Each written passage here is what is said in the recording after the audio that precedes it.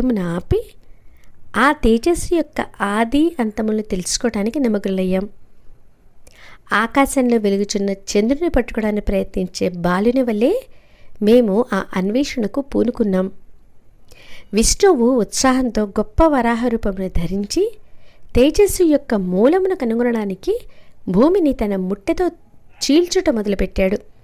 నేను మహాబలమైన రెక్కల గల హంసరూపమును ధరించి తేజస్సు యొక్క పైభాగమును దర్శించడానికి ప్రయత్నించాను. నేను మహావేగంతో పైకి ఎగిరిపోచున్నాను. భూమిని తవ్వుకుంటూ బయలుదేరిన విష్ణువు భూమినంతా తవ్వినా ఆ తేజస్సు యొక్క ఆదిని కనుగొనలేకపోయాడు. అనేక కోట్ల సంవత్సరాలు గడిచాయి.